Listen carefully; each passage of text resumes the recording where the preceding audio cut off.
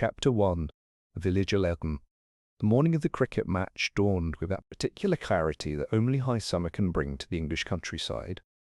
Miss Jane Marple, seated comfortably in the pavilion shade with her knitting bag at her side, observed the familiar bustle of match-day preparations with the quiet satisfaction of one who had witnessed such scenes countless times before. St. Mary Mead cricket ground wore its finest dress. The square had been rolled to perfection. The wicket gleamed white in the morning sun, and the sight screen stood at precise attention, like sentries guarding the boundaries. Already the scent of Mrs. Pottle's legendary scones drifted from the pavilion kitchen, mingling with the sweet smell of newly mown grass. "Rather early for you to be here, isn't it, Miss Marple?" Lady Bantry approached with her customary brisk stride, parasol swinging. "The match doesn't begin for another hour." "I do so enjoy watching the preparations, Dolly dear," Miss Marple replied, her needles clicking steadily. "There's something quite fascinating about the way everyone goes about their particular duties. Rather like a well-rehearsed play, don't you think?" Indeed, the scene before them did resemble a theatrical production. Harold Cleeve, the club treasurer, stood near the pavilion steps with a clipboard clutched to his chest, his thin face wearing its customary expression of mild irritation. He was checking names against his subscription list with a meticulous attention to detail that had made him both indispensable and thoroughly disliked by half the membership. "Rowan," Cleeve called sharply to the tall, fair-haired young man practicing his strokes near the nets, "your subscription is 3 weeks overdue. I trust you'll settle before the season ends." Alec Rowan's bat paused mid-swing. Even from a distance, Miss Marple could see the flush that coloured his handsome features. "Of course, Harold. Just a temporary inconvenience, you understand." "Temporary inconveniences have a way of becoming permanent embarrassments," Cleeve replied crisply, making a note on his papers. Miss Marple's keen eyes noticed how Alec's grip tightened on his bat handle, where he had been methodically working rosin and waxed thread into the leather binding. Young men and their pride, she thought, with a gentle sigh, so often the cause of such unnecessary complications. Near the score-box, a precise young woman with auburn hair pinned severely back was arranging her materials with the care of a surgeon preparing for an operation. Nell Armitage had been the club's official scorer for 3 seasons now, and her books were works of art. Every entry made in her careful copper-plate hand, every total verified twice. "Morning, Miss Armitage," called the Reverend Clement as he passed. "Ready for another of your mathematical masterpieces?" Nell looked up with a brief smile. "I do believe accuracy is important, Vicar. Cricket is a game of statistics, after all." She opened her pencil case, and Miss Marple's sharp eyes caught sight of an unusual item among the more conventional contents. A tiny needle with a curved blade, rather like those used by saddlers. "For mending scorebook spines," Nell explained, noticing Miss Marple's interested gaze. "One can't have pages coming loose during a match." "How very practical," Miss Marple murmured approvingly. The groundsman, George Hockley, emerged from behind the sight screen, his weathered face set in its habitual scowl. He carried a collection of wooden chocks and was muttering under his breath about people who didn't understand the first thing about proper ground maintenance. 30 years I've been tending this pitch," he announced to no one in particular, "and I still find people thinking they can improve on my work. Sight screens don't position themselves, and those ropes don't stay taut without proper attention to the chocks." A smooth voice interrupted his grumbling. "But surely, Mr. Hockley, progress requires change, even in cricket." Victor Salt approached with the confident stride of a man accustomed to getting his own way. Impeccably dressed despite the early hour, he carried himself with the easy assurance that came from considerable wealth and the conviction that most problems could be solved with sufficient application of money. "That farm meadow beyond the boundary," Salt continued, gesturing toward the peaceful field where cattle grazed, "represents a tremendous opportunity for club improvements. Modern facilities, proper car parking, perhaps even a small grandstand." "Over my dead body," Hockley muttered. Salt was already moving on, having spotted more influential ears to bend. Mrs. Pottle appeared in the pavilion doorway, her round face flushed from the heat of the kitchen. Her apron was dusted with flour, and she carried the unmistakable air of a woman with a dozen tasks demanding immediate attention. "The tea will be ready at the usual time," she announced. 4 dozen scones, 3 Victoria sponges, and enough sandwiches to feed a regiment. Though I do hope someone remembers to ring the bell at the proper moment this time. Last match we had half the team wandering in at different times like a parade of stragglers. "I'll see to the tea bell," Nell called from her scoring position. 34 overs, as usual." 34 exactly, Mrs. Marple confirmed.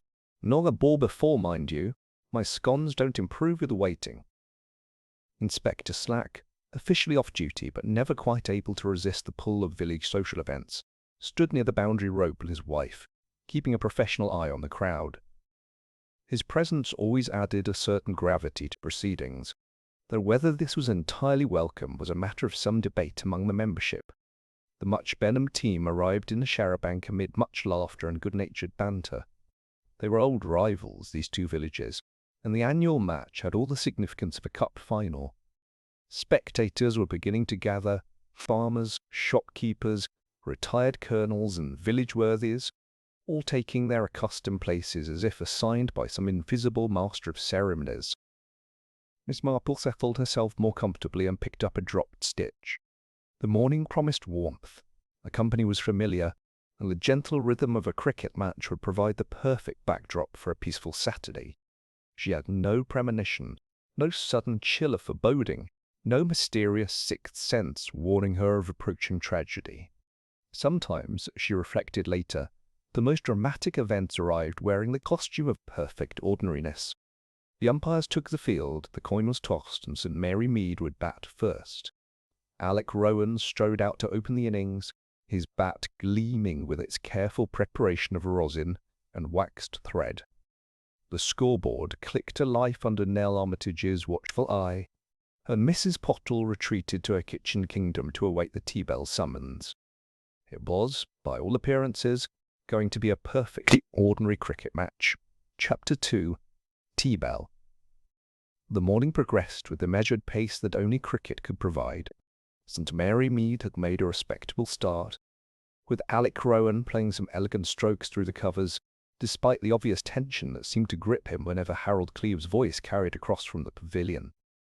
The treasurer had positioned himself prominently near the scoring table, making periodic announcements about various club matters that seemed designed to remind everyone of his importance.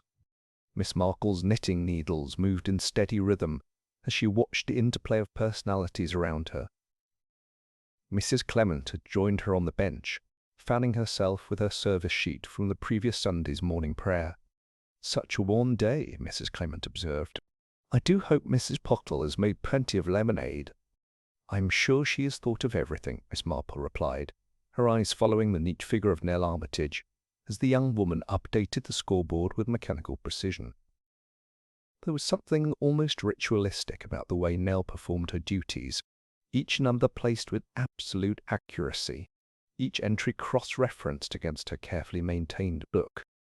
The Much Benham bowling was proving more challenging as the morning wore on. Their opening bowler, a burly farmer's son, had found his rhythm and was making the ball talk on George Hockley's carefully prepared surface. The groundsman himself stood near the sight screen, arms folded, nodding approvingly at the way his pitch was responding to the contest. "Proper cricket, this," Hockley muttered to anyone within hearing. "None of your modern nonsense. Good honest ball against bat, the way the game was meant to be played." Victor Salt, meanwhile, continued his campaign of gentle persuasion among the more influential spectators. Miss Marple observed him moving from group to group with the smooth efficiency of a politician, always ready with a smile and a compelling argument about the benefits of progress and modernization.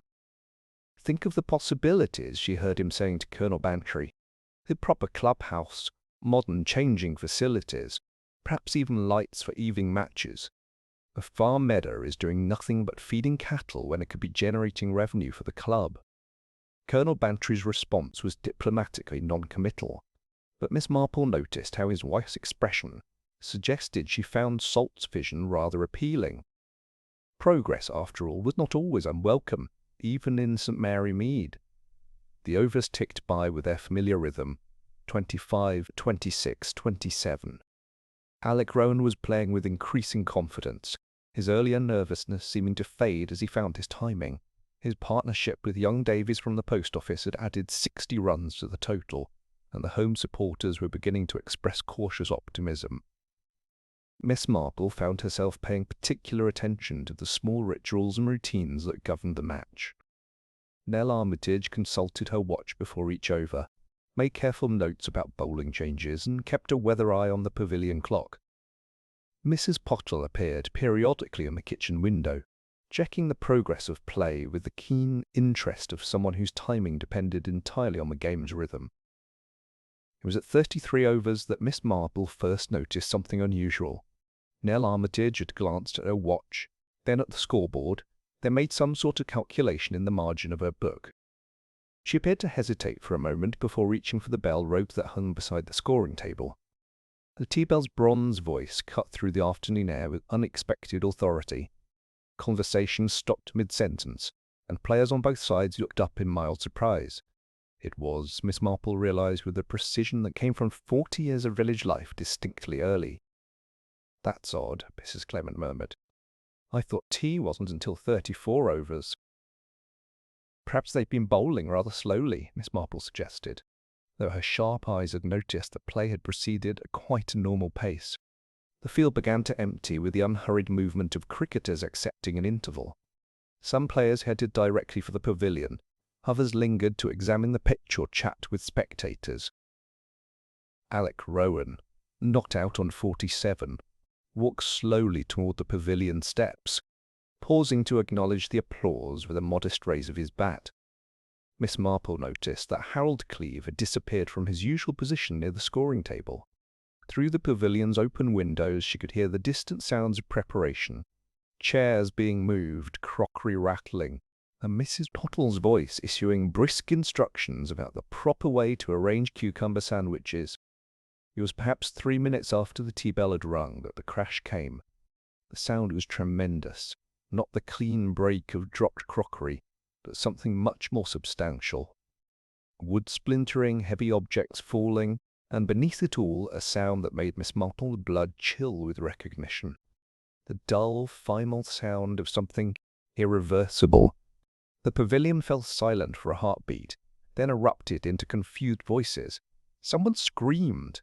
Feet pounded on wooden floors.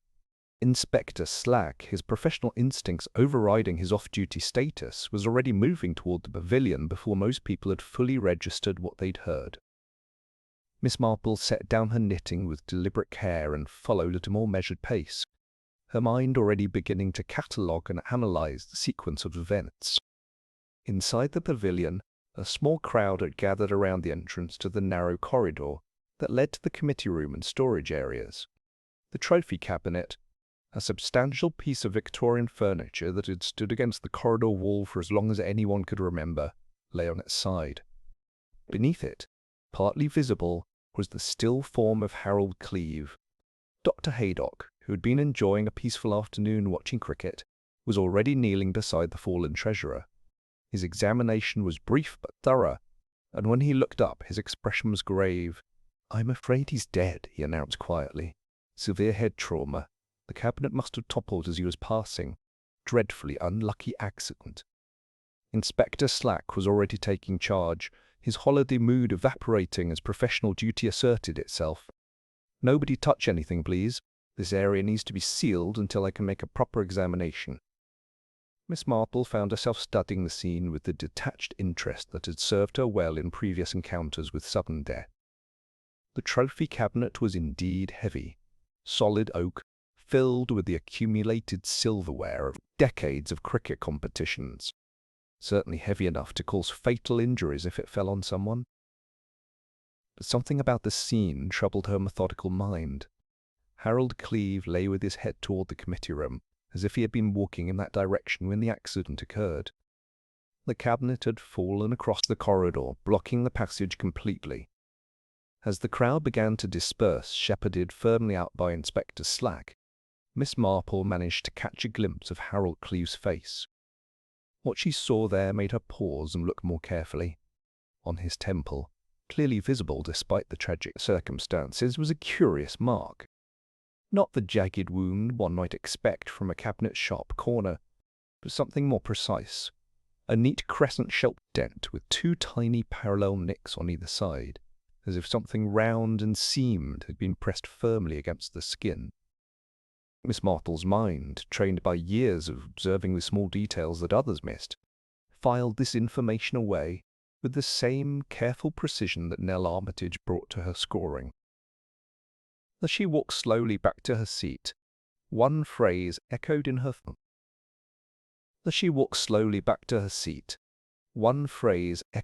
thoughts with disturbing persistence. Cabinet corners don't print stitching. Chapter 3, Seam on Skin. The afternoon had taken on the peculiar quality that follows sudden tragedy. Conversations conducted in hushed tones, nervous glances toward the sealed pavilion, and the persistent feeling that normalcy had been irretrievably shattered. The cricket match had been abandoned, of course, and the Much Benham team departed with awkward expressions of sympathy, a carabanc disappearing down the lane like a ship fleeing troubled waters. Miss Marple found herself in the unusual position of being virtually alone on the cricket ground, save for Inspector Slack and Dr. Haydock, who were conducting their official business inside the pavilion. Most of the spectators had drifted away, carrying the news of Harold Cleve's unfortunate accident to every corner of St. Mary Mead, with the efficiency that only village communication networks could achieve. She had positioned herself on a bench with a clear view of the pavilion entrance, her knitting providing the perfect excuse for lingering. To the casual observer, she appeared to be simply an elderly lady reluctant to abandon such a pleasant spot on a beautiful afternoon. In reality, her mind was working with the methodical precision of a detected constable taking statements. "Cabinet corners don't print stitching," she murmured to herself, the phrase that had been troubling her since she'd glimpsed poor Harold's temple. The mark had been so distinctive, that neat crescent with its parallel nicks, rather like the impression a cricket ball might make if pressed firmly against skin. The thought was disturbing enough to make her set down her knitting and walk slowly toward the pavilion. Inspector Slack had strung rope across the entrance, but the windows remained open to catch the afternoon breeze. With the careful movements of someone officially invisible due to advanced age, Miss Marple positioned herself where she could observe the scene of the accident without attracting attention. Dr. Haydock was packing his medical bag, his examination apparently complete. "Definitely a head injury consistent with a heavy blow," she heard him tell Inspector Slack. "The cabinet's weight would certainly account for the severity. Poor fellow wouldn't have known what hit him." "Any idea what he was doing in that corridor?" Slack asked, making notes in his official notebook.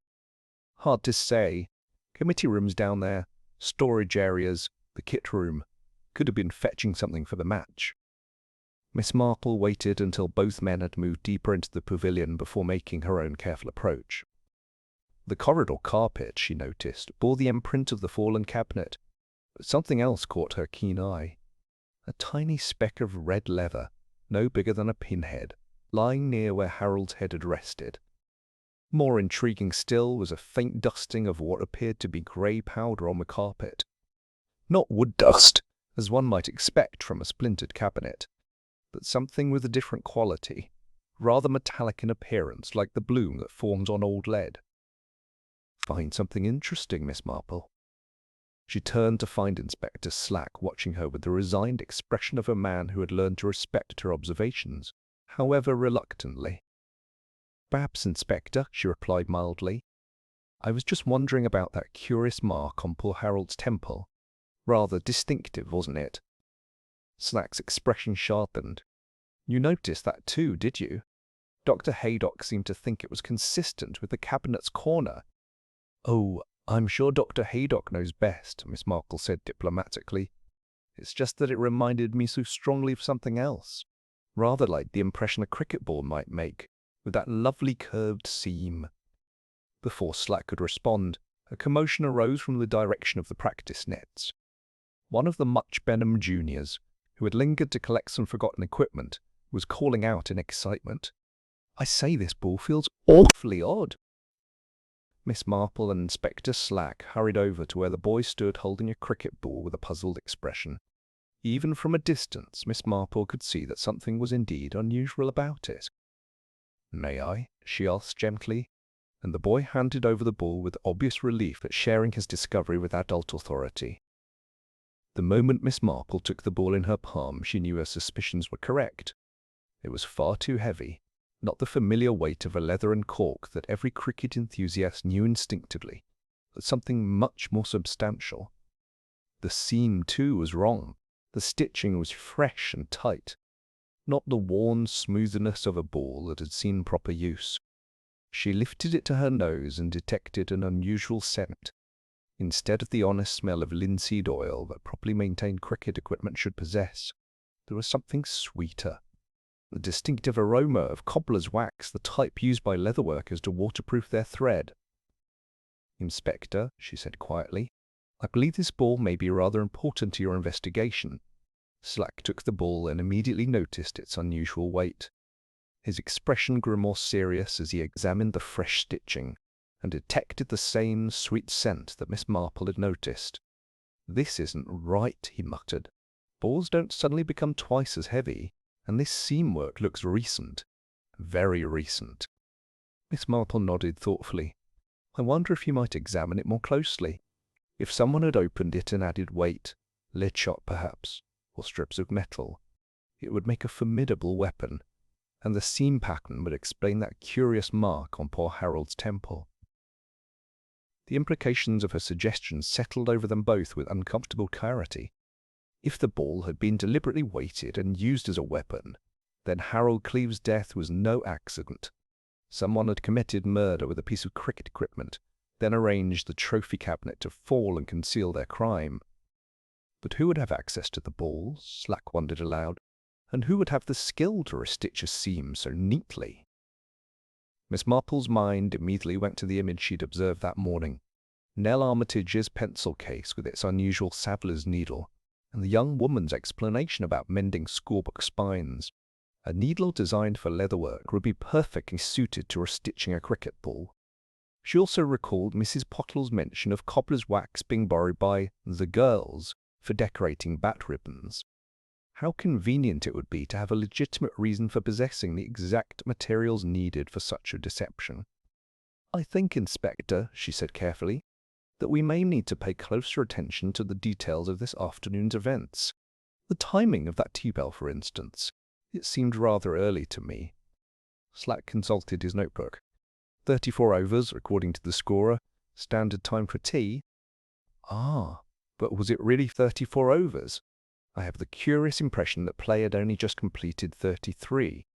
A small discrepancy, perhaps, but in circumstances like these, small details often prove rather significant."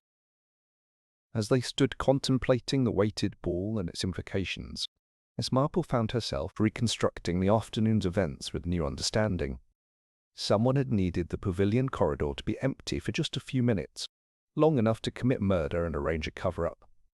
Calling tea early would achieve exactly that result, sending all the players away from the pavilion while the crime was committed. The question now was not whether Harold Cleve had been murdered. Was committed. The question now was not whether Harold Cleve had been murdered, but who among the familiar faces of St. Mary Mead had possessed both the skill and the opportunity to carry out such an elaborate deception. Miss Marple looked around the peaceful cricket ground, where shadows were beginning to lengthen across George Hockley's perfectly maintained turf. Somewhere among the people she'd observed so carefully that morning was a murderer who had turned the gentle game of cricket into an instrument of death. Chapter 4. 2 Scorebooks. The discovery of the weighted cricket ball had transformed Inspector Slack's investigation from a routine accident inquiry into something far more serious. Miss Marple watched with quiet approval as he went about his business with renewed purpose, his earlier assumption of accidental death now replaced by the methodical approach of a man hunting a murderer. "I'll need to speak with everyone who had access to the cricket equipment," Slack muttered, consulting his notebook. "And I want to examine every detail of this afternoon's timeline. If someone rang that tea bell early to clear the pavilion, there should be evidence of the deception." Miss Marple nodded thoughtfully. "The scoring records might prove illuminating, Inspector. Cricket is, after all, a game of precise statistics. This suggestion led them to the scoring table, where Nell Armitage's official scorebook lay open to the day's entries. Even in the aftermath of tragedy, her work remained a model of meticulous accuracy. Each over carefully recorded, every run and wicket noted in her distinctive copperplate hand. According to this, Slack observed, running his finger down the column of figures, tea was called as exactly 34 overs completed. Standard timing. But Miss Marple's sharp eyes had noticed something else entirely. "I wonder, Inspector, if you might check with the umpires. They often keep their own informal tallies." This proved to be an inspired suggestion. When located, both umpires produced small notebooks containing their personal records of the match. The head umpire, a retired schoolmaster named Forsyth, was particularly methodical in his record-keeping. "Let me see," Forsyth said, consulting his notes with academic precision. "When that tea bell rang, we'd just completed 33 overs. I remember being slightly surprised by the timing. Usually tea comes at the end of the 34th over." The square-leg umpire, a jovial farmer called Matthews, confirmed this observation. 33 overs exactly. I'd just signalled the end of the young Peterson's over when the bell went. Seemed a bit keen, the scorer did. Inspector Slack turned to Miss Marple with growing interest. "So we have a discrepancy. The official score shows 34 overs, but the umpires recorded only 33 when tea was called." "Most peculiar," Miss Marple murmured. "I wonder what Miss Armitage might say about such a difference." They found Nell Armitage in the Pavilion's main room, sitting alone at a small table, and staring fixedly at her hands. She looked up as they approached, her face pale but composed. "Miss Armitage," Inspector Slack began formally, "I need to ask you about the timing of today's tea interval." "Tea was called at 34 overs," Nell replied immediately. "Standard timing, as always." "But the umpires recorded only 33 completed overs when the bell rang," Slack pressed gently. For just a moment, something flickered across Nell's features. Surprise, perhaps, or calculation. Then her expression settled back into its usual precise composure. "The scoreboard boy must have clicked incorrectly," she said smoothly. "These young volunteers sometimes miss a signal. I rounded the figure for tidiness. One can't have untidy records, can one?" Miss Marple found this explanation interesting on several levels. "It was you who rang the tea bell, my dear?" "Yes, Mrs. Pottle asked me to. She was busy with the scones and couldn't leave the kitchen." "How thoughtful of you to help her," Miss Marple said warmly. "I'm sure Mrs. Pottle was grateful for your assistance." But when they sought out Mrs. Pottle to confirm this version of events, the tea matron's response was immediate and emphatic. "Asked her to ring the bell. I did no such thing." Mrs. Pottle's round face flushed with indignation. "I never ask anyone to interfere with my kitchen timing. I was up to my elbows in jam for the Victoria sponges, true enough. But I've been managing tea intervals for 15 years without help from scorers, thank you very much." Inspector Slack exchanged a meaningful glance with Miss Marple. Here was their first concrete evidence of deception. Nell Armitage had deliberately rung the tea bell early, and then lied about her reasons for doing so. But why would she want tea called early? Slack wondered, as they walked back toward the scoring area. Miss Marple paused to watch the late afternoon light slanting across the cricket field, her mind working through the possibilities. Perhaps because she needed those few extra minutes for something that required privacy, something that couldn't wait for the proper tea interval. The implications were becoming clearer. If Nell had wanted to ensure the Pavilion corridor was empty for a specific period, calling T1 over early would achieve exactly that result. All the players would retire to the main Pavilion area or outside, leaving the narrow corridor temporarily deserted. She would have known Harold's habits, Miss Marple continued thoughtfully. As club treasurer, he often used the tea interval to catch up on paperwork in the committee room. If she sent him a message asking him to fetch something from storage, she could have been waiting for him with that weighted ball, Slack finished grimly. They returned to examine Nell's scoring position more carefully. Her materials were arranged with military precision. Pencils sharpened to identical points, erasers aligned, and her reference tables arranged in perfect order. The scorebook itself was a masterpiece of careful documentation, every entry made with obvious pride in accuracy. But Miss Marple's experienced eye noticed something that troubled her methodical mind. The entry for the 34th over showed signs of having been written over, not erased and rewritten, but carefully traced to make the figures bolder and more definitive. "Inspector," she said quietly, "I believe Miss Armitage may have altered her scorebook after the fact. Look at how dark the ink is for that final over-entry compared to the others." Slack examined the book under his magnifying glass and confirmed her observation. "You're right. This entry was definitely reinforced after the initial writing. She was covering her tracks." The timeline was becoming clearer with each discovery. Nell Armitage had called tea early, created a false entry in her scorebook to cover the discrepancy, and lied about Mrs. Pottle's involvement in the decision. These were the actions of someone who had needed those extra few minutes for a purpose that couldn't bear scrutiny. "The question now," Miss Marple said as they stood contemplating the evidence, "is what motivated such elaborate planning. Murder is rarely spontaneous when it involves this level of preparation." "Money," Slack suggested. "Cleve was always going on about unpaid subscriptions and club finances." "Perhaps, or perhaps something more personal. Harold Cleve was not, I think, a man who inspired great affection, but he was thorough in his duties. If he had discovered some irregularity—" Miss Marple's voice trailed off as she considered the possibilities. "A treasurer's suspicious death, a scorer with access to club records, and the careful alteration of official documents. The pattern suggested financial motive documents. The pattern suggested financial motive. The execution spoke of someone with intimate knowledge of cricket procedures and timing." As the shadows lengthened across the cricket ground, Miss Marple found herself thinking about the curious contradiction between Nell Armitage's public persona and her private actions. Here was a young woman who presented herself as the epitome of precision and honesty, yet who had demonstrated a remarkable capacity for deception when circumstances demanded it. "I think, Inspector," she said finally, "that we need to examine Miss Armitage's other responsibilities rather more closely. A person who can falsify cricket records with such skill might well have applied similar talents elsewhere." Chapter 5, Wax on Thread. The evening light was beginning to fade when Miss Marple suggested they examine the weighted cricket ball more thoroughly. Inspector Slack had secured it as evidence, but her keen interest in the craftsmanship required for such a deception had not diminished with the passing hours. If someone opened this ball and weighted it with lead, they would need considerable skill to restitch it convincingly, she observed, as Slack carefully removed the ball from its evidence bag. The seam work would have to be precise enough to fool casual inspection. Under the pavilion's electric lights, the ball's alterations became more apparent. The leather seam showed very fresh wax, not the aged, darkened coating that proper maintenance would produce, but the bright sheen of recent application.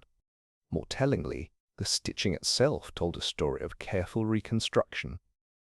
"Look at these stitches, Inspector," Miss Marple said, pointing to a section of the seam with her knitting needle. "They're much tighter and shorter than factory work. And see here, the thread has been waxed after stitching, not before. That's the mark of someone working by hand, not machine." Slack examined the area she indicated with his magnifying glass. "You're right. And this stitch tail here, it ends in some sort of specialized knot, not the simple finishing you'd expect from commercial manufacture." Miss Marple nodded with satisfaction. "The saddler's knot, I believe. The same type used for leatherwork where strength and permanence are essential, rather like the needle I noticed in Miss Armitage's pencil case this morning." The implications were becoming increasingly clear, but Miss Marple believed in thorough investigation before drawing conclusions. "I think we should examine where such materials might have been obtained. Cobbler's wax isn't common in most households." This line of inquiry led them to Mrs. Pottle's kitchen, where the tea matron was cleaning up after the day's abbreviated festivities. Her normally cheerful demeanour had been subdued by the tragic events, but she answered their questions with characteristic forthrightness. "Cobbler's wax? Oh yes, I keep some in my supplies drawer. Useful stuff for waterproofing thread when you're mending outdoor cushions or canvas awnings. The girls sometimes borrow it for their cricket things, decorating bat ribbons and such. Makes the colours stay bright longer." She led them to a large drawer filled with an impressive collection of household supplies. Among the usual items, string, pins, spare buttons, and small tools, was a square of parchmenty wax wrapped in greaseproof paper. "That's odd," Mrs. Pottle murmured, examining the wax more closely. "Someone's been at this recently. Look, it's stuck to my tea towel." Indeed, the wax showed clear evidence of recent use. Flakes and smears adhered to the fabric, and the corners had been scraped or cut with something sharp. "Who would have had access to this drawer?" Inspector Slack asked. "Oh, any of the regular helpers," Mrs. Pottle replied. "The ladies who assist with teas, the young people who help with club events. Miss Armitage has been in here several times. Very helpful girl, always offering to fetch things or tidy up." Miss Marple filed this information away with her usual care. "And when did you last notice anyone borrowing wax?" "Can't say exactly. These young ladies are always working on their cricket things. Nell Armitage asked about it just last week, I think. Something about making her scorebook more weather-resistant." The trail was becoming clearer with each revelation. They left Mrs. Pottle to her cleaning and sought out Nell Armitage, whom they found in the pavilion's main room, apparently organizing papers at one of the small tables. "Miss Armitage," Miss Marple began gently, "I hope you don't mind our asking, but do you happen to work with leather in your spare time?" Nell looked up with what might have been surprise. "Leather work?" "Not particularly. Why do you ask?" "Oh, it's just that I noticed you had such an interesting needle in your pencil case this morning, the curved type that saddlers use. So practical for fine work." "That's just for mending my scorebooks," Nell replied. But Miss Marple noticed how her hands had moved protectively toward her satchel. The bindings sometimes come loose, and ordinary needles won't penetrate the thick paper properly. "How clever of you to be so well prepared," Miss Marple said warmly. "I don't suppose you might show us your equipment. I'm always interested in practical solutions to everyday problems." For a moment Nell seemed to hesitate. Then, with apparent reluctance, she opened her leather satchel and displayed its contents. Among the usual scoring supplies were several items that immediately caught Miss Marple's attention. There was indeed a saddler's needle, its curved blade sharp and well maintained. But more significantly, there were flakes of wax adhering to the bottom of the bag, the same parchmenty colour as Mrs. Pottle's cobbler's wax. A fine darning needle lay beside a small pair of scissors, and tucked into one corner was a scrap of red leather that had been shaved to paper thinness. "Such a well-organized kit," Miss Marple observed approvingly. "You must take great pride in your scoring work." "Accuracy is important in cricket," Nell replied stiffly. "Records must be maintained properly." Inspector Slack had been watching this exchange with growing interest. "Miss Armitage, I wonder if you could explain why you have leather scraps and cobbler's wax in a cricket scoring kit?" "The wax waterproofs thread for outdoor use," Nell said quickly, "and the leather is for making small repairs to equipment. Cricket bags and such are always wearing through." There was a plausible explanation, but Miss Marple noticed how carefully rehearsed it sounded. More telling was the young woman's increasing nervousness. Her hands had begun to tremble slightly, and she kept glancing toward the exit as if calculating distances. "The thing is," Miss Marple said conversationally, "that scrap of red leather is exactly the type used in cricket ball manufacture. Rather a coincidence, don't you think?" The silence that followed this observation seemed to stretch indefinitely. Nell Armitage sat frozen at her table, her face growing progressively paler as the implications of discovery settled around her. "I think," Inspector Slack said quietly, "that we need to have a much more detailed conversation about your activities this afternoon, Miss Armitage." But before anyone could respond, Nell suddenly stood up, clutching her satchel to her chest. "I have to go," she said, in a voice that was barely above a whisper. "My aunt will be expecting me for supper." "I'm afraid that won't be possible just now," Slack replied firmly. "This is a murder investigation, and you have some serious questions to answer." The word murder seemed to hit Nell like a physical blow. She sank back into her chair, the satchel falling from nerveless fingers to spill its incriminating contents across the table. And Miss Marple looked at the scattered evidence with a mixture of satisfaction and sadness. The tools of deception lay exposed. The specialized needles, the cobbler's wax, the leather scraps, all the materials needed to convert an innocent cricket ball into a weapon of murder. "The question now," she said gently, "is why such an elaborate plan was necessary.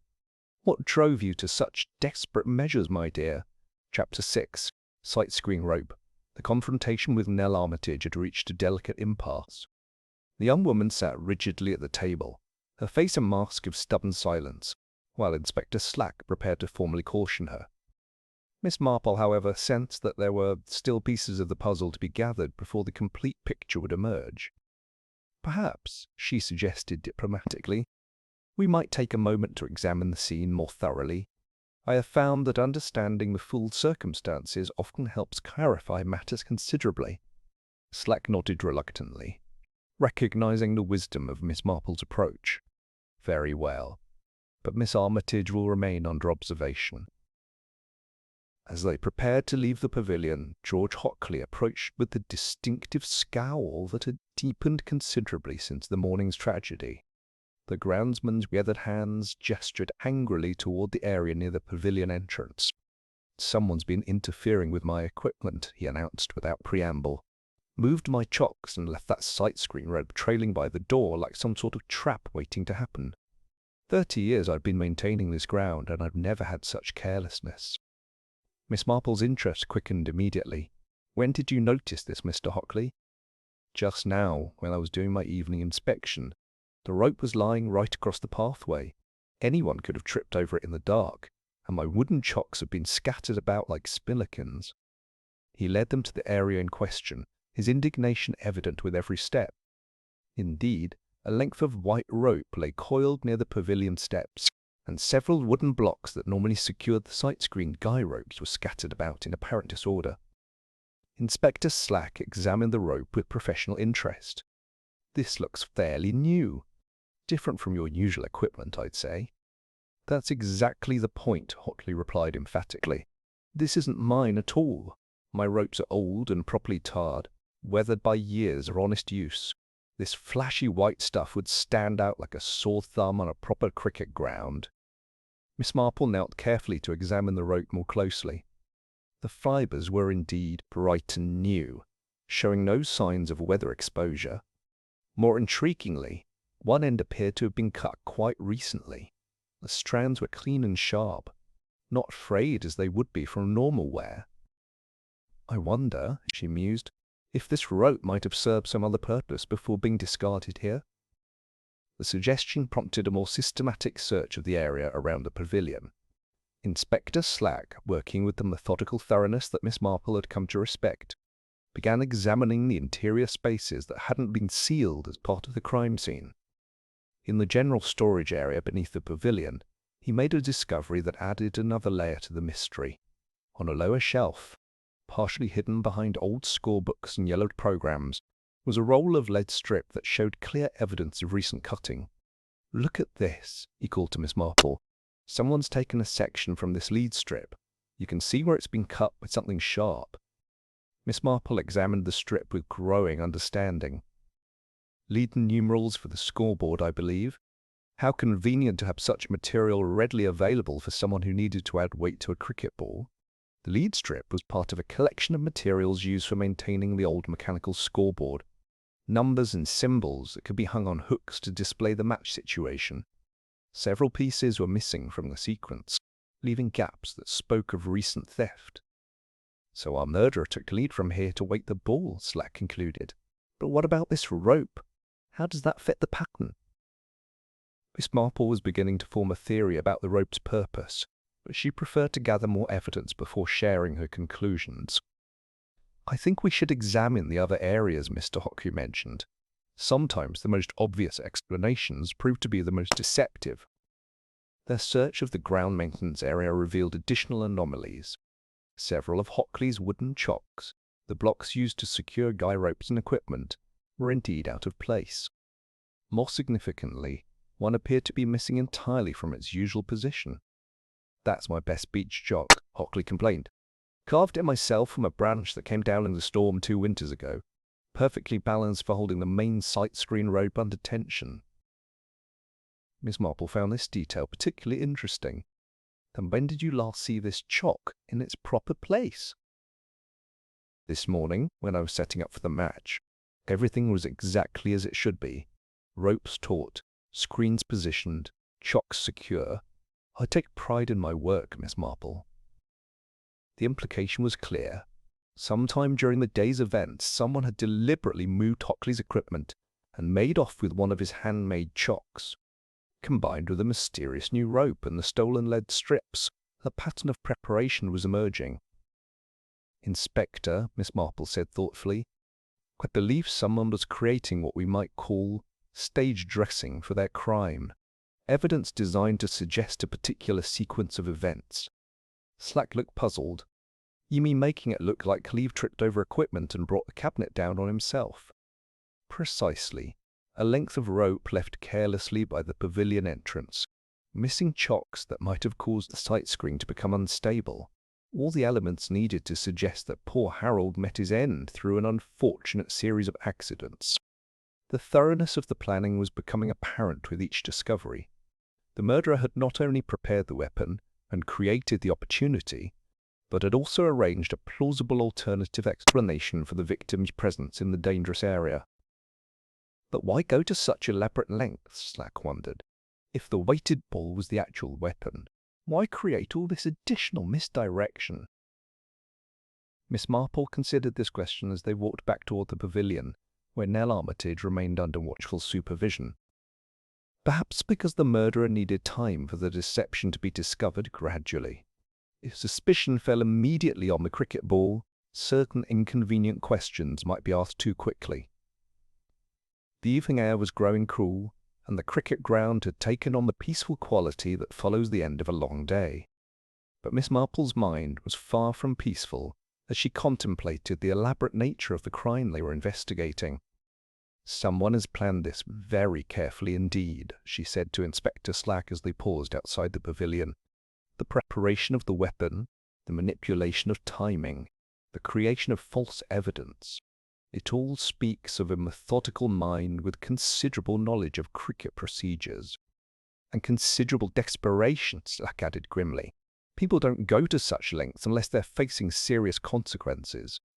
Miss Marple nodded thoughtfully. "The question remains, what was Harold Cleve about to discover that was worth such risk? What secret was so dangerous that murder seemed the only solution?" As they prepared to continue their questioning of Nell Armitage,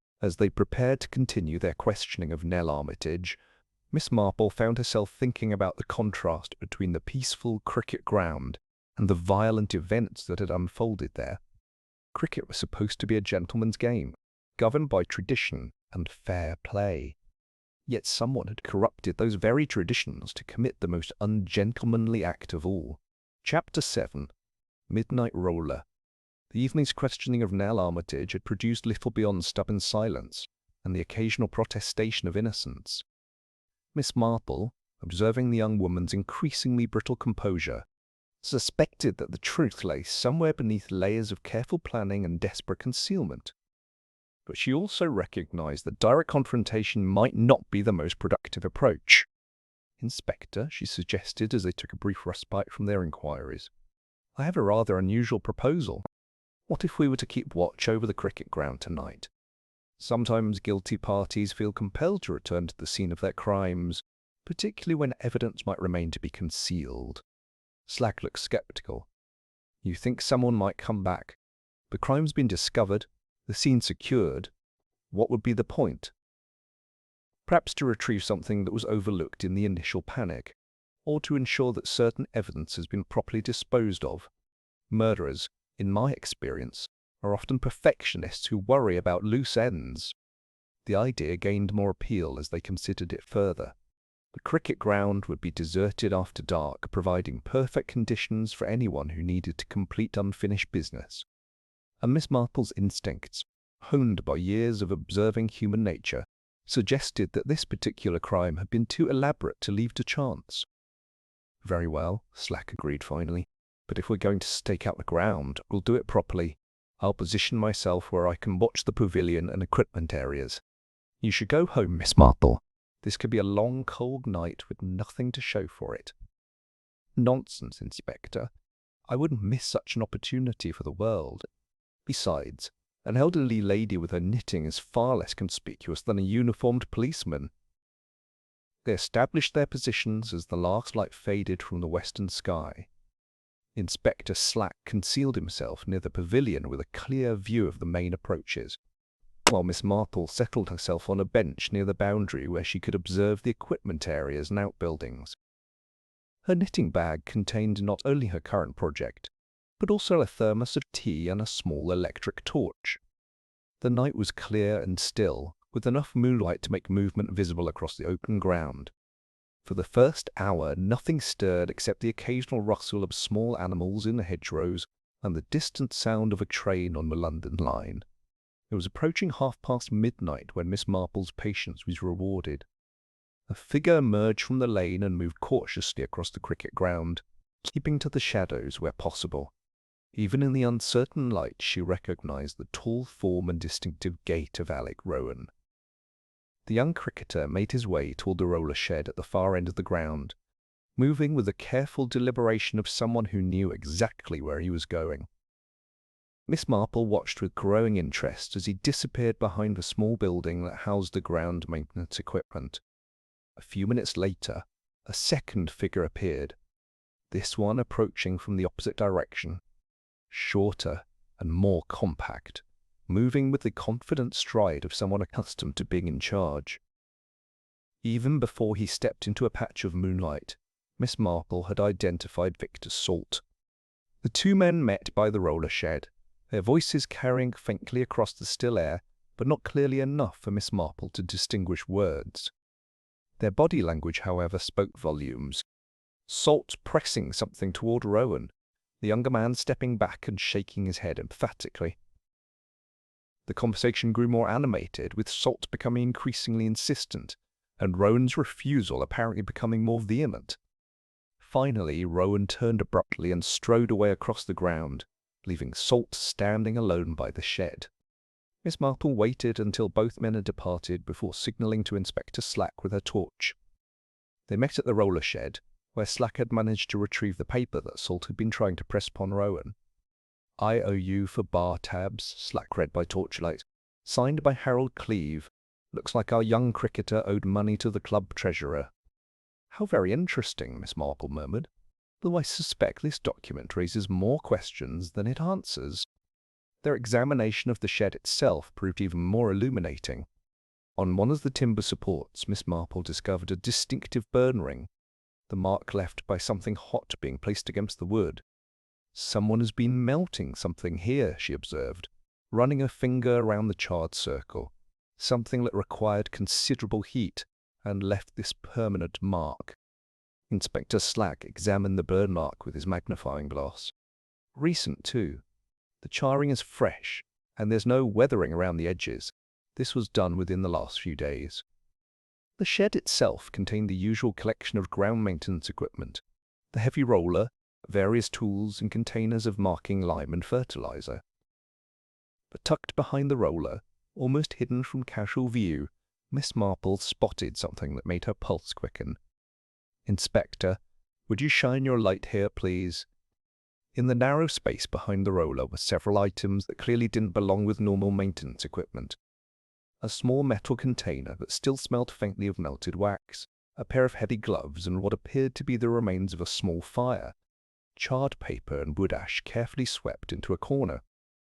"Someone has been conducting experiments here," Miss Marple said thoughtfully. "Melting substances, handling hot materials, all very clandestine and carefully hidden. Connected to our murder? I believe so. If someone needed to melt lead to weight a cricket ball, they would require a safe place to work without being observed. This shed would be perfect, isolated, rarely visited after dark, and equipped with materials that could fuel a small fire." They continued their search of the area around the shed, working systematically outward from the building itself. Behind the structure, in what had once been a small ash pit for burning garden refuse, they made their most significant discovery yet. The pit contained the charred remains of what had clearly been a deliberate fire. Among the ashes, Miss Marple's careful searching revealed several items that told a compelling story of concealment and destruction. "Here," she said, lifting a partially burned piece of wood with her knitting needle. "This looks like it might once have been a chock, one of Mr. Hockley's wooden blocks." The charred object was indeed the right size and shape to be the missing beech chock that Hockley had described. More importantly, twisted among the ashes were the melted remains of what appeared to be white rope, the same bright colour as the length they had found discarded by the Pavilion. "So our murderer brought the evidence here to destroy it," Slack concluded. "The rope used to stage the accident scene, the chock that was supposed to suggest equipment failure. And more than that, I think," Miss Marple added, continuing to sift carefully through the ashes. "Look at this." She discovered several drops of hardened metal among the debris, unmistakably lead that had been melted and allowed to cool. The pattern of droplets suggested that molten lead had been poured and allowed to cool. The pattern of droplets suggested that molten lead had been poured from the pit area, probably into some sort of container or mould. "This is where the murder weapon was prepared," Miss Marple said with quiet satisfaction. "The cricket ball was brought here, opened, weighted with melted lead and restitched. Then the evidence of the work was burned and the ashes buried. The picture was becoming complete with each discovery. Someone had used the isolated roller shed as a workshop for murder, carefully preparing their weapon while disposing of any evidence that might connect them to the crime." "And who had access to this area?" Slack asked. "And who would know that it provided the perfect location for such work?" Miss Marple looked back toward the Pavilion, where the light still burned in the main room where they had left Nell Armitage under supervision. "Someone who knew the cricket ground intimately," she said slowly. "Someone who understood the routines and rhythms of match days. Someone who could predict when areas would be deserted and when they would be busy." As they walked back toward the Pavilion, carrying their evidence of midnight preparations and careful concealment, Miss Marple found herself thinking about the elaborate nature of the crime they were investigating. This was not a murder of passion or sudden opportunity, but something planned with meticulous attention to detail. The question that remained was what secret had been worth such desperate measures to protect. Chapter 8. Burnt Chalk. The dawn light was beginning to creep across the cricket ground when Miss Marple and Inspector Slack returned to examine their discoveries from the ash pit with proper illumination. The charred remains they had found in the darkness proved even more revealing in daylight, each piece of evidence adding another thread to the web of premeditation that surrounded Harold Cleeve's murder. Miss Marple knelt carefully beside the old ash pit, her experienced hands sorting through the debris with the patience of an archaeologist. The partially burned chalk was indeed recognizable as one of Hockley's handmade blocks. The distinctive grain of beechwood was still visible despite the charring, and the careful craftsmanship spoke of the groundsman's pride in his work. "Poor Mr. Hockley will be distressed to learn what became of his best chalk," she observed, turning the blackened piece over in her hands. "He spoke of it with such affection, carved from a storm-blown branch and perfectly balanced for his purposes." Inspector Slack was examining the rope remnants with equal attention. These ends had been deliberately burned, not just charred by proximity to flames. Someone wanted to ensure they were completely destroyed. The white rope fragments showed clear evidence of methodical destruction. What remained was small sections where the fire had been insufficient to complete the job. Loops and knots that had been protected by their own density from complete combustion. Most tellingly, several of the rope ends appeared to have been fused together by intense heat, creating small twisted masses of melted fibre. "Whoever did this knew what they were about," Miss Marple noted approvingly. "Rope burns reluctantly unless the fire is very hot and well maintained. This was not casual disposal but systematic destruction." The lead drips they had discovered the previous night were even more significant in proper light. The pattern of hardened metal droplets told the story of careful work, not the random spillage of an accident, but the controlled pouring and cooling of someone conducting precise operations. "Look at how these droplets are arranged," Miss Marple said, pointing to several locations around the pit. "They form a rough circle, as if someone had been pouring molten lead into a container placed in the center." And see these scrape marks in the ash? Something round was placed here repeatedly, turned and repositioned during the work. Inspector Slack followed her reasoning with growing admiration for her methodical approach. So our murderer brought the cricket ball here, opened it somehow, melted lead strips from the scoreboard supplies, and used this pit as a workshop to weight the ball. Precisely. And then burned all the evidence of their preparations. The chalk and rope were brought here to be destroyed because they were part of the false trail designed to suggest an accident. Their examination was interrupted by the arrival of Mrs. Pottle, who had come early to begin preparations for the day's meals despite the previous day's tragedy. Her round face was drawn with worry, and she moved with less than her usual brisk efficiency. "Such a terrible business," she said, approaching them with obvious reluctance. "I've hardly slept a wink thinking about poor Mr. Cleeve, and now I find you here examining burn pits like detectives in a penny novel."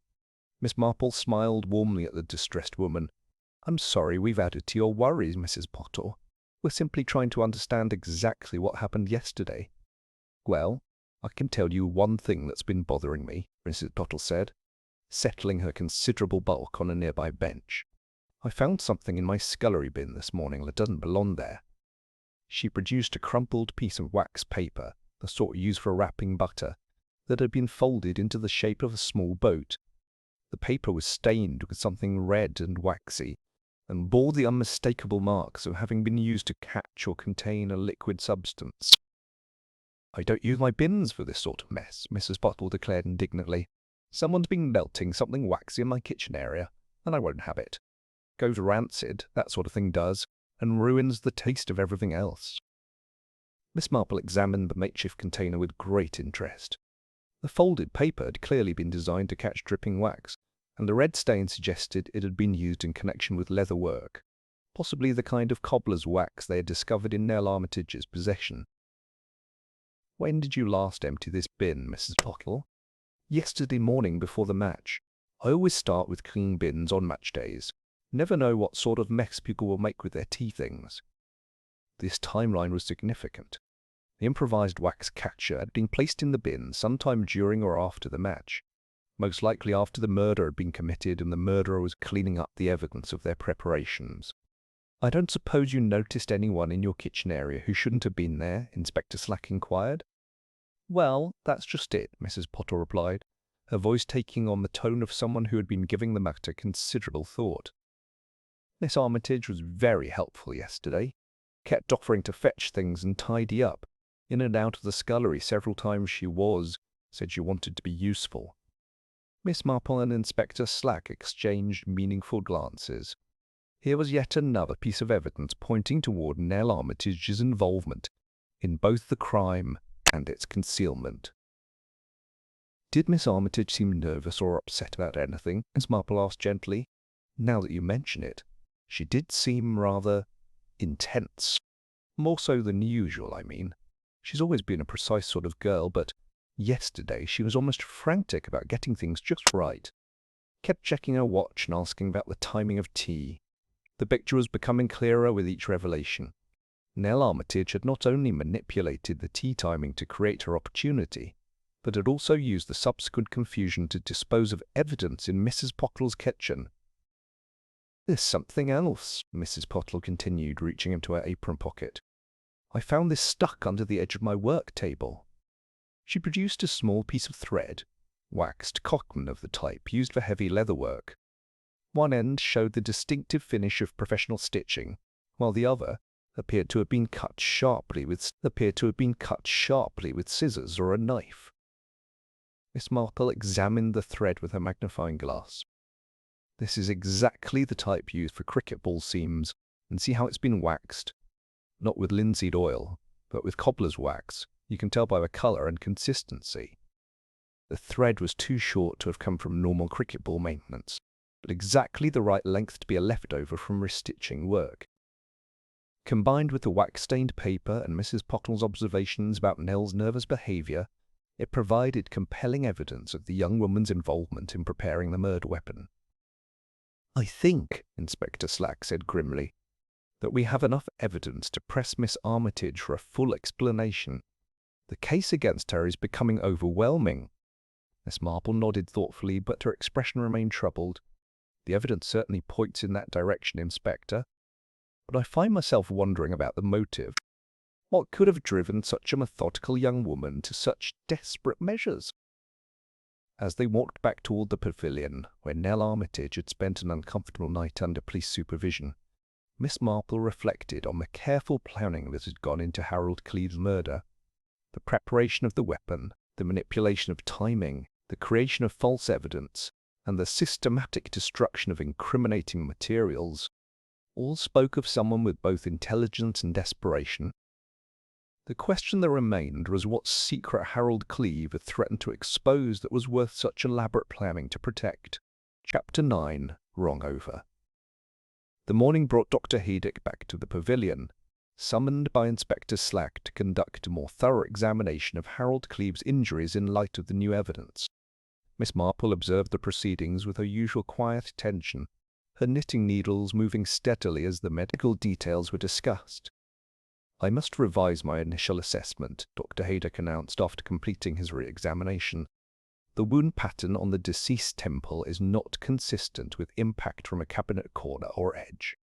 He indicated the distinctive crescent-shaped mark that Miss Marple had noticed from the beginning.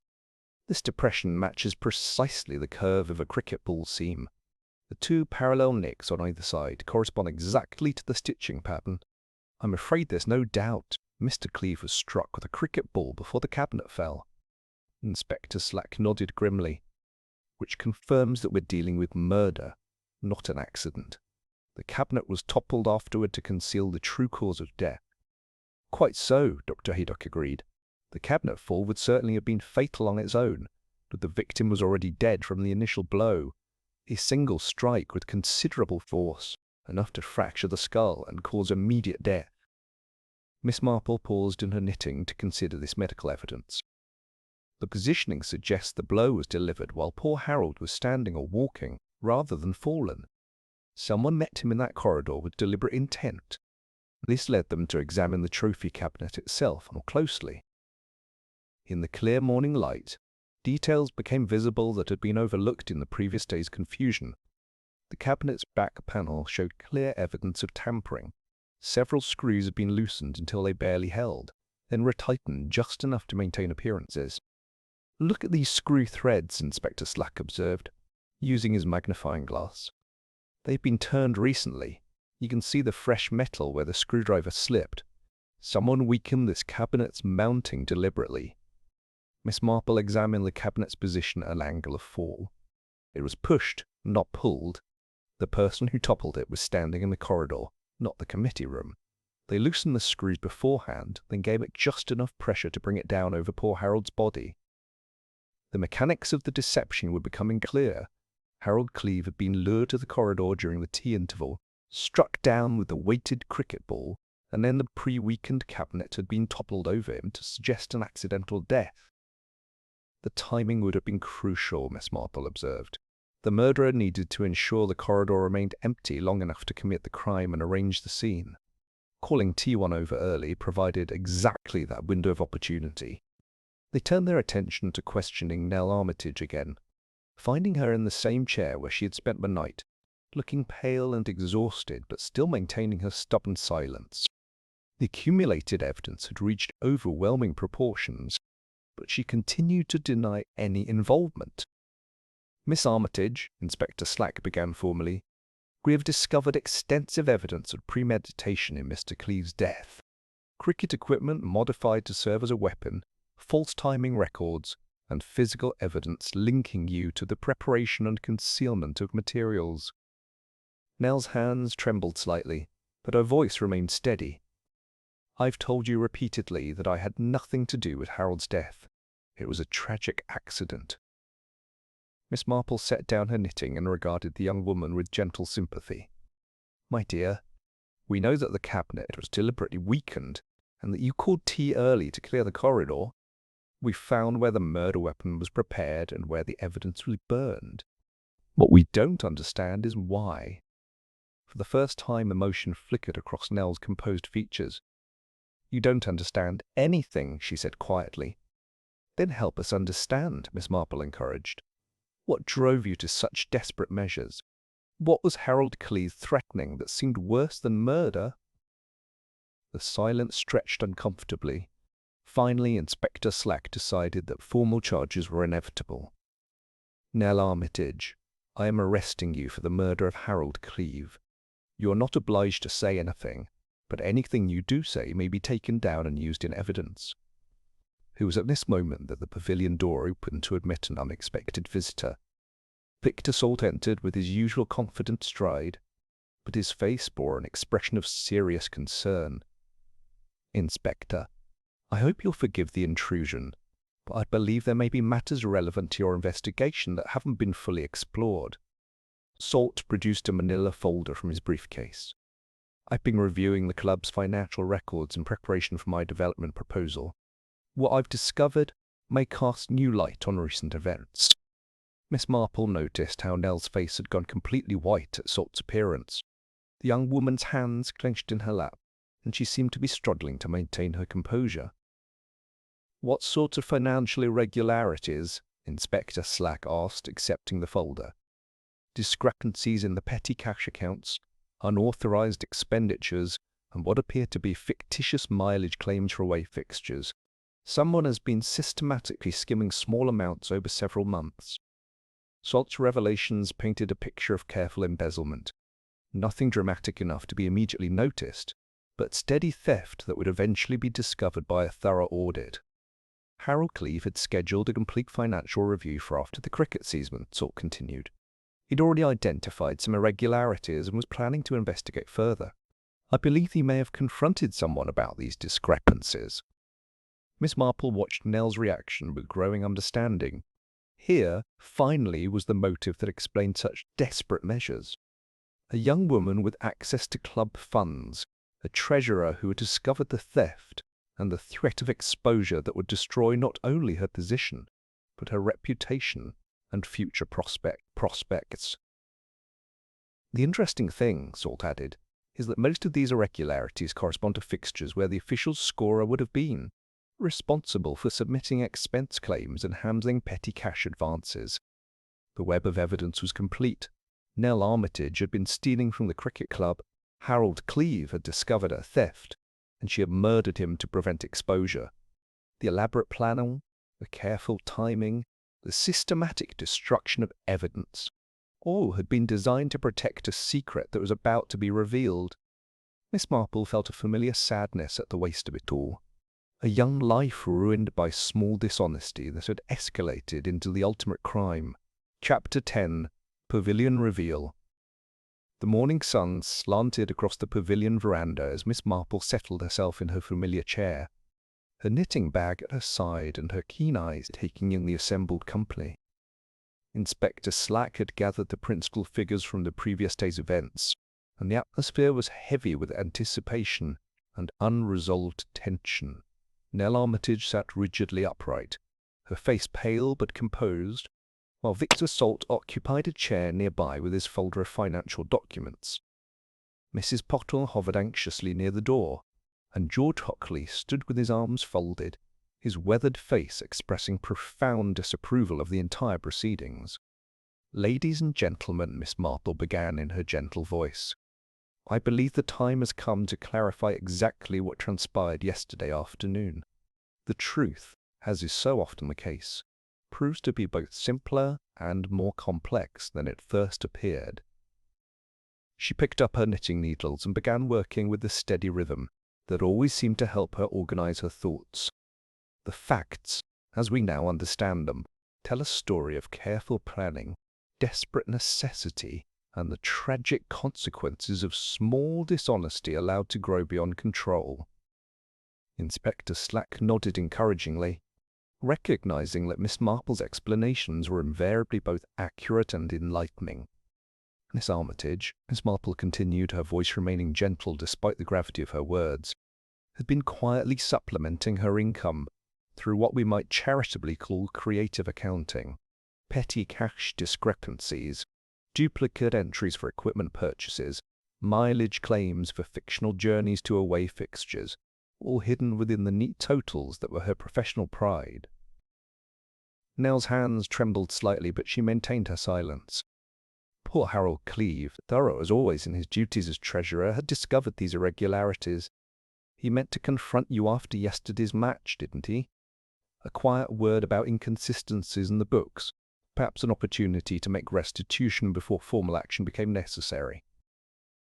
Miss Marple paused in her knitting to regard Nell with genuine sympathy. But you knew that exposure would mean not only dismissal from your position here, but the end of your employment at the estate office as well. Your reputation for precision and honesty was your greatest asset, and Harold's discovery threatened to destroy it completely. The pavilion was absolutely silent except for the soft clicking of Miss Marple's needles. So you planned Harold's death with the same meticulous attention to detail that you brought to your scoring duties. You opened a practice cricket ball, removed the cork and wadding, and replaced it with melted lead from the old scoreboard numerals. The work was done in secret at the roller shed, using a small fire to melt the metal and cobbler's wax to reseal the leather seam. She gestured toward the evidence that Inspector Slack had assembled on a nearby table. Your saddler's needle was perfect for the restitching work, and your access to Mrs. Pottle's supplies provided the cobbler's wax. The weighted ball became a formidable weapon, heavy enough to cause fatal injury while appearing innocent among the other match balls. George Hockley shifted uncomfortably, his professional pride clearly wounded by the revelation that his carefully maintained ground had been used for such purposes. The timing required precise coordination, Miss Marple continued. You needed the pavilion corridor to be empty for just long enough to commit the crime and arrange the scene. So you called tea 1 over early, creating confusion about the timing while ensuring that all the players would retreat to the main pavilion or the grounds outside. Inspector Slack interjected. The scorebook entry was altered afterward to show 34 overs instead of 33, covering the discrepancy. Exactly. With the corridor empty, you lured Harold there with some pretext about needing to fetch documents from the committee room. You struck him with the weighted ball, creating that distinctive crescent-shaped wound that first alerted me to the true nature of his injuries. Miss Marple's voice grew softer as she described the final elements of the crime. Then you toppled the trophy cabinet, which you had already weakened by loosening its mounting screws during your earlier visits to the pavilion. The cabinet fell across Harold's body, creating the appearance of a tragic accident. She paused to examine her knitting, checking that the pattern remained true. Afterward, you scattered the false evidence you had prepared, the new rope and displaced chocks designed to suggest that poor Harold had tripped over carelessly placed equipment. The real evidence was burned in the ash pit behind the roller shed. Nell finally spoke, her voice barely above a whisper. He was going to ruin everything. My position, my reputation, my future. I'd worked so hard to build a respectable life. But theft, my dear, can never be the foundation for respectability, Miss Marple replied gently. And murder certainly cannot be justified by financial embarrassment. Victor Salt cleared his throat uncomfortably. I must say the irony is considerable. If Miss Armitage had simply confessed to the embezzlement, the club would likely have arranged for quiet restitution. Harold wasn't a vindictive man, despite his reputation for strictness. Mrs. Pottle dabbed at her eyes with her apron. Such a waste, such a terrible waste of young life. Inspector Slack stood to formally conclude the proceedings. Nell Armitage, you're charged with the murder of Harold Cleeve and with theft from the St. Mary Mead Cricket Club. You will be transported to the county jail to await trial. As Nell was led away, her composure finally cracking into tears, Miss Marple felt the familiar sadness that accompanied the resolution of such cases. The truth had been revealed, justice would be served, but the cost in human terms was always tragic. Lady Bantry approached with a visible shiver. Killed with a cricket ball, how perfectly horrible.